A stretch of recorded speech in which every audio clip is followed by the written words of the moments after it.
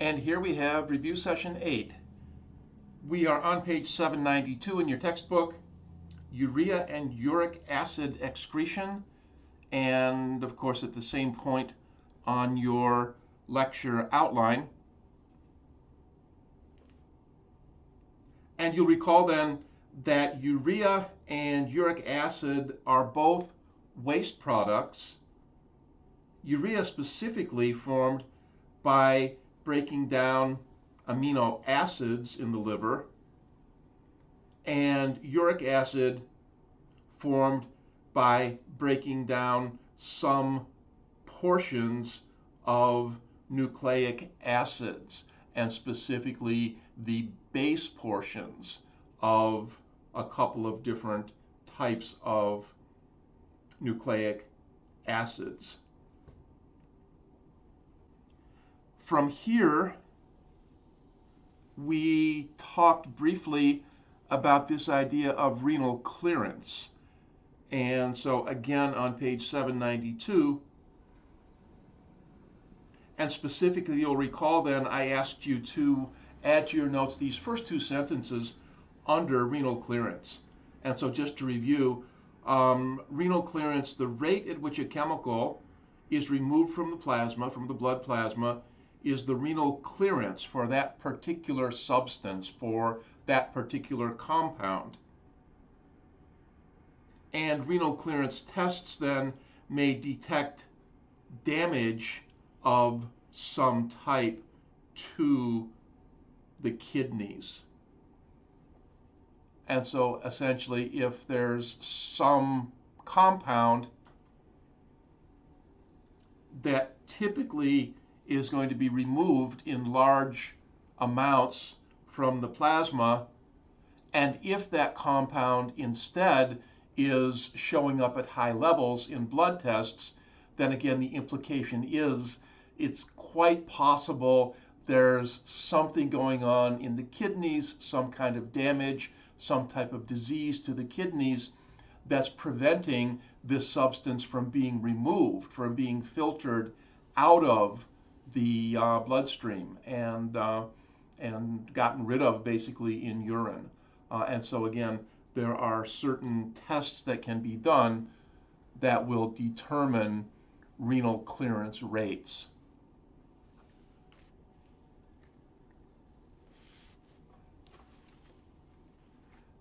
This then got us into section 20.4 in the textbook. And so storage and elimination of urine. So once urine is formed, what next? And we took a look then at figure 2026, first of all, on page 793, looking at a cross-section of a ureter.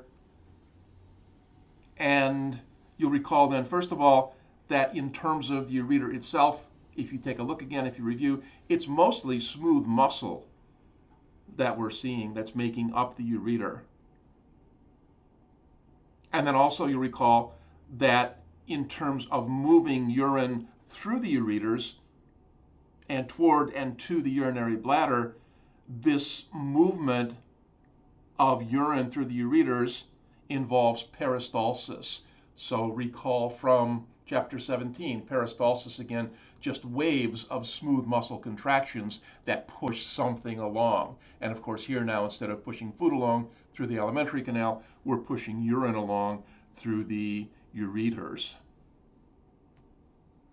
From here, of course, then, the urine enters the urinary bladder, and taking a look on page 795 at figure 2028,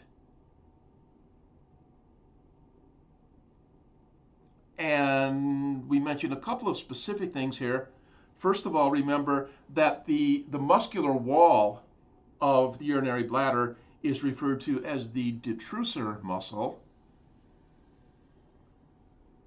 And so find that again, page 795, figure 2028, and the A part of the diagram. And then also in that A portion of the diagram, that left-hand portion of figure 20.28, go ahead and locate now the internal urethral sphincter. And of course, a sphincter then can open and close, just like a sphincter in the digestive system can open and close and control the movement from one area to another of whatever substance we're talking about. And here then, the internal anal sphincter keeps the bladder from emptying continuously, and so typically it will be closed.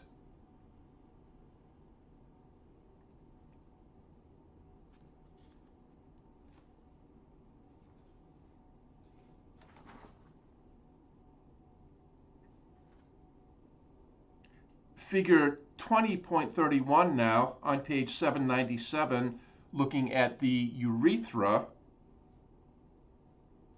And notice again the upper part, the A portion of the figure, looking at the urethra in females, and then down below the B portion of the figure, looking at the urethra in males. And of course, in males, the urethra is longer than in females, and it carries both urine and semen, and so is both part of the urinary system and also part of the reproductive system. In contrast, the urethra in females has no reproductive function, and so is strictly a urinary structure. And then go back again now in both of these figures and find the external urethral sphincter. And notice now here we have another sphincter that can control the retention or the release of urine.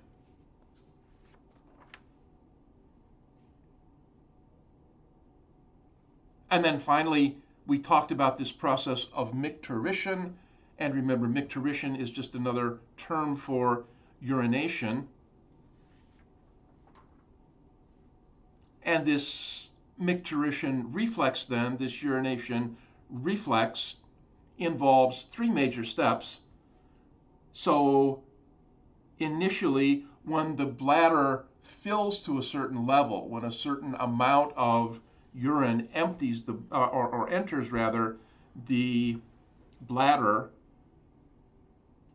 then this causes the internal anal sphincter, sorry, wrong system. This causes the internal sphincter to relax.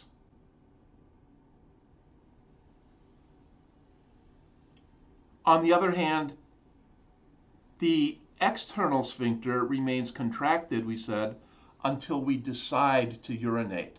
And so very much like what's going on in the digestive system. Digestive system, you may recall, we have both an internal and an external anal sphincter, and the external one, the one at the end of the line, is under voluntary control. Same idea with the external sphincter involved in urination. And then finally, when we do decide to urinate, this detrusor muscle, this muscle which is the wall of the urinary bladder, contracts, and the force of this contraction then expels urine through the urethra and out of the body. And with that, we are done with the review of Chapter 20.